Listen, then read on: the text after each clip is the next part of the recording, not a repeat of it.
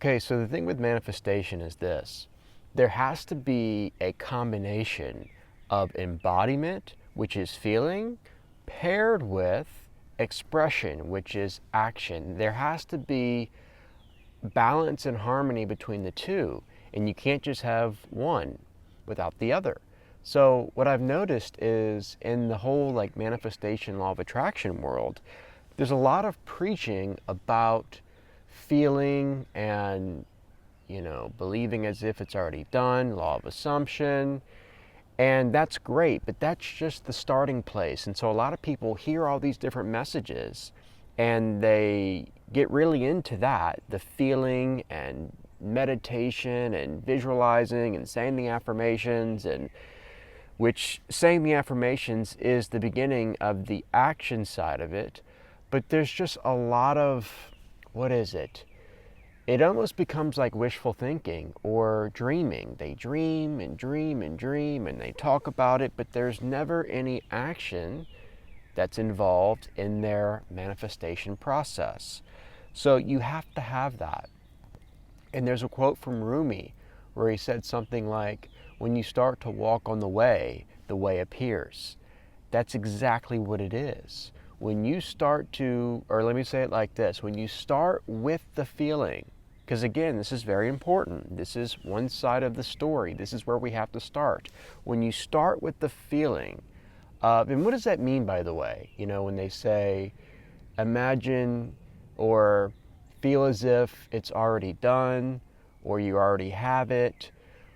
And there's this emphasis on the feeling. Well, a lot of times people will say, how can I actually feel as if it's already done if I don't know what it's like to have or experience whatever it is I'm trying to manifest, right?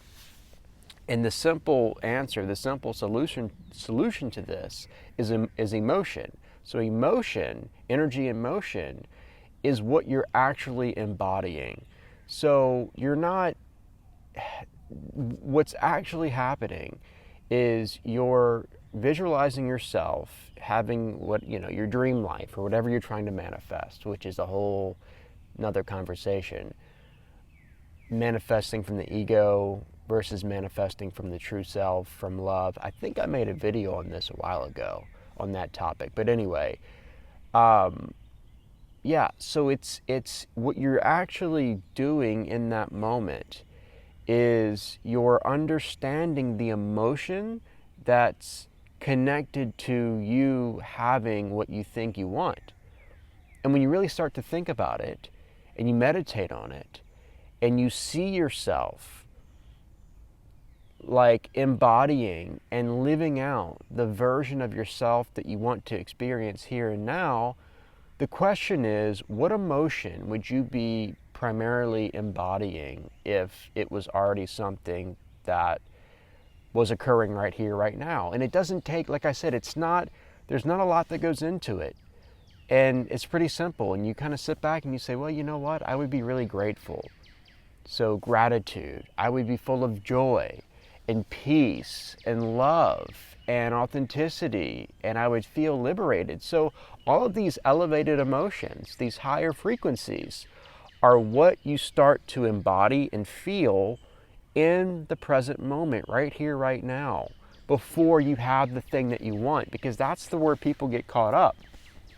They think that, okay, I'm feeling empty, I feel like something's missing in my life, so if only I could have this, whether it's a relationship or maybe a car or moving somewhere else, or literally whatever it is they're trying to manifest, thinking that if they manifest this thing, then they'll be happy, then they'll be complete, then they'll be fulfilled. That whole approach, it's separation consciousness, and that embodiment, that is what actually prevents you from actually manifesting what you want to manifest, or it really sets it back. It delays that process from doing what it does naturally, because you are embodying lack and this sense of, like I said, separation consciousness. So what I'm getting at is, instead of thinking, okay, I am going to feel joyful and fulfilled when I get my healing, when I get my new promotion or car or money or whatever it is, instead of thinking like that, the reframe is, no, I'm going to start feeling the emotion that's associated with having what I want right now. And so you can think about that. Like if you were experiencing the healing right now, you would feel very grateful. So you feel gratitude now. Or maybe it's, finances, something with money, and you're thinking, oh, if I just had this much money, then I could feel more relaxed and more at ease and happier and more fulfilled. Again, same principle, same approach. You don't wait for the extra money to come in. No, you feel as though you feel what it would be like to have the extra money. And again, don't get too caught up in the whole visualization process of, oh, I'm trying to see what it would be like or what I would look like having this or having that or being, having this status or being in this place in life or whatever it is. Don't get caught up on that. Just simply focus on the emotion and embodying that right here, right now. So that's the first half of it, like I said in the beginning. When you start to, and the best way to actually reprogram your subconscious and embody these elevated emotions before you start seeing your manifestations come to pass is meditation. Meditation daily will naturally help you to be a more grateful and peaceful person. It will naturally cause your vibrational frequency to be at that high level, because here's the thing. Meditation, like I've talked about so many times in different videos, meditation is about letting go. It's not about adding or gaining anything. It's about letting go of all the things that are keeping you from who you really are. So when you let go of all these different things, which typically are different thought patterns or subconscious beliefs or feelings or stuff from the past, when you start to let all of that stuff go, then your vibration naturally rises, because again, when you're living authentically, when you're being you, you're at a high frequency without even trying to get there, because that's just you. You are divine. You are the light of the world, remember? Yeah, of course. So when you let go of all this stuff, then that's what happens. It's not about attaining anything. You are what you seek, as Rumi said. So meditation is really helpful. It can be a great practice daily to start to feel better. You start to embody these elevated emotions. But then, and what you can kind of do is, when you start to feel better, when you start to embody these elevated emotions naturally throughout your day, with that you'll notice there's like this divine flow, like this river with those emotions, because like I said earlier, emotion is energy in motion. So you feel the frequency, you feel the flow, you feel the consistency. And then you'll also notice that your outer world will start to reflect your inner state of being, whatever it is you're embodying. So once you notice this flow start to happen, it's like a dance, and one thing is happening after the next. That is what you notice that, and you allow that to bring you into the expression, into the action, you see? So there's a flow, there's a connection, and you're meditating, so you're naturally in this meditative state throughout your day, because meditation goes from being a practice to a lifestyle, a way of being. And so you're naturally trusting and surrendering and believing that the universe is opening up doors for you because of the decision you have made to embody these elevated emotions and follow your bliss. That's another famous Joseph Campbell quote that I say all the time. He said, "Follow your bliss, and the universe will open up doors for you where there were only walls." So I've talked about this a lot because this has been the story of my life and getting into what I'm into right now. This was a dream I had, and something that I knew since really I was a kid. I knew I was going to be doing something like this for the rest of my life. Writing, coaching, teaching, everything I'm doing right now.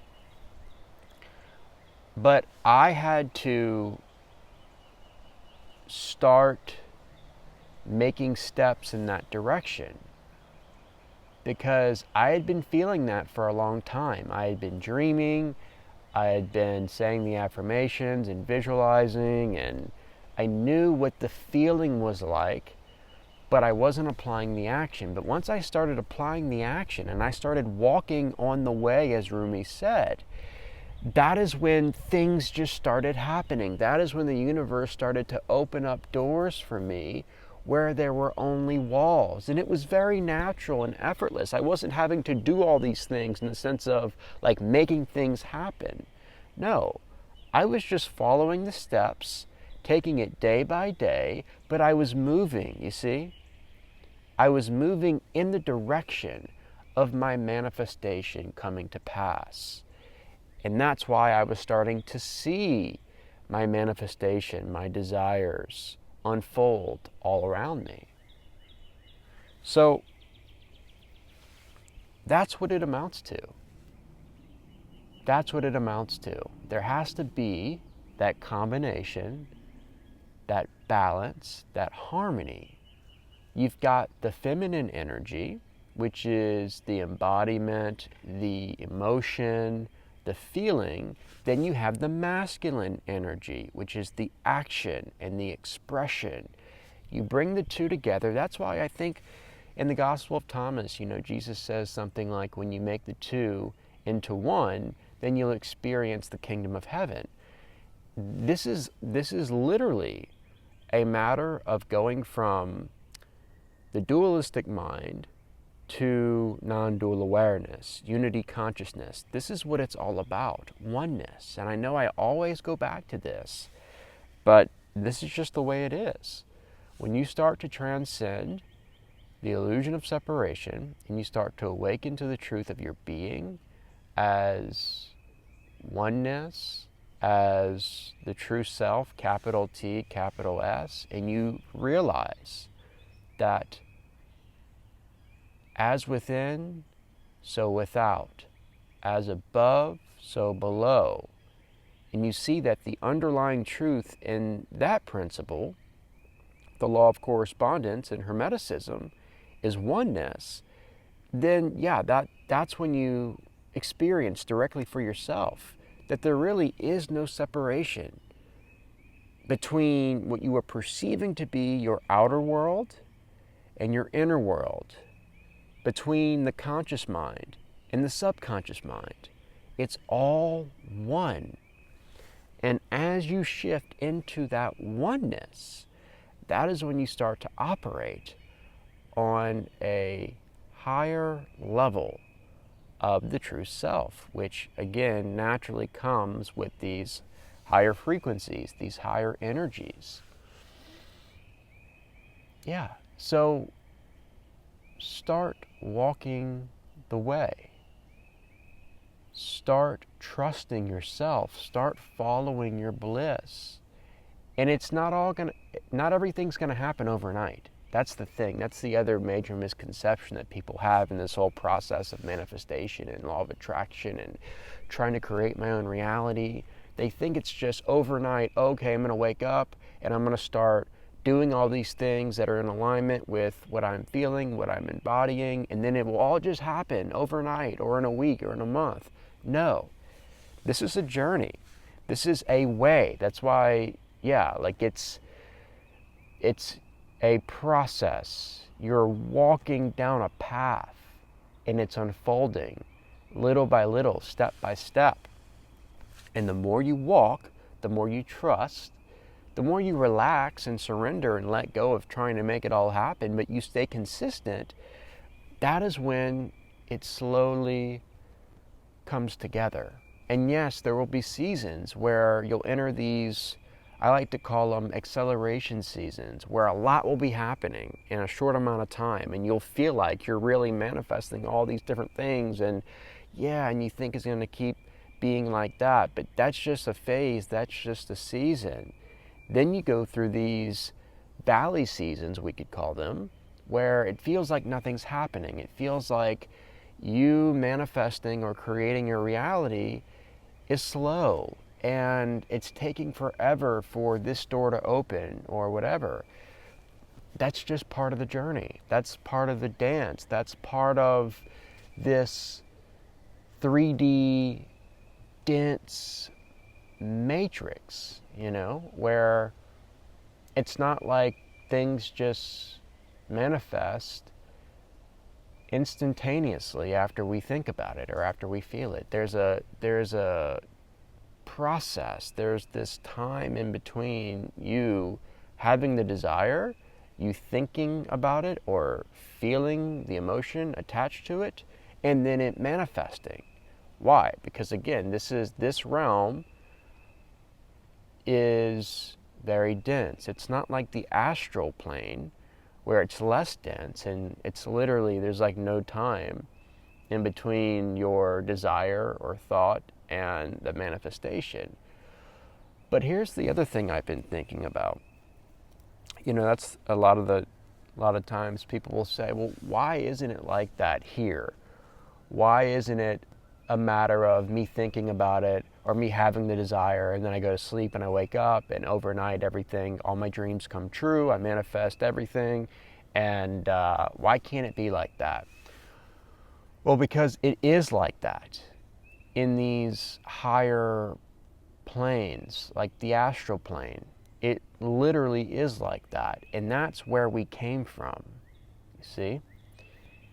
And it's timeless. So if you were living in a reality, if you were living in a world where manifestation was instantaneous and you could just manifest whatever you wanted, whenever you wanted, right there on the spot, eventually you'd be like, okay, this is cool, but it's kind of boring, right?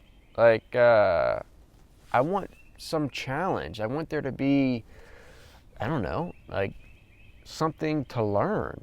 I mean, what's the point in just instantly manifesting and creating anything I want whenever I want? So part of this Earth School is understanding how energy works and how it's designed, what this construct is all about. Again, it's a lot less, it's more dense. It's a lot more dense than the other planes. So when you're here and you incarnated here for a reason, and one of the main reasons is to learn how to manifest even in this very dense plane, see?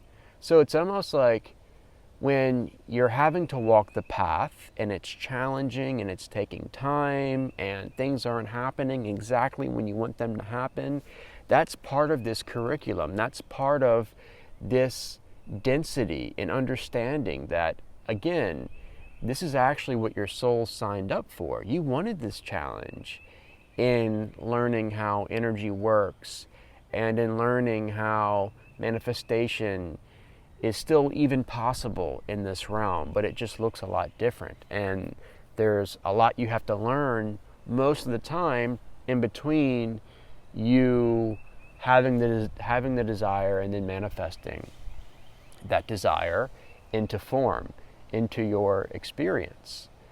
So I think the soul gravitates to that. The ego doesn't, but the soul gravitates towards the challenge in manifestation in and of itself in this 3D earth construct, because it's not really like this anywhere else on any other plane. But again, we come from a plane, we come from a dimension where it's, yeah, it's like you think about it, you feel it, and there it is. Instant, see? But there's no challenge, there's nothing to learn, there's no journey, there's no story, there's no dance. So we're having this temporary human experience, and part of this temporary human experience is learning how to fall in love with the dance, with the challenges, with the ups and the downs, and all the stuff that we experience in this very dualistic world. And when you fall in love with it, and you learn how to create your reality even in this very dense plane, that is when you transcend it. That is when you graduate. And yeah, so there's a lot I can say about this, but for now, I think this is good for today. So I've said a lot, and hopefully you've learned something. I'd love to know what you think about all of this. So please leave all of your comments and questions in the comment section below, okay? That's it. Thanks for watching, and I'll see you next time.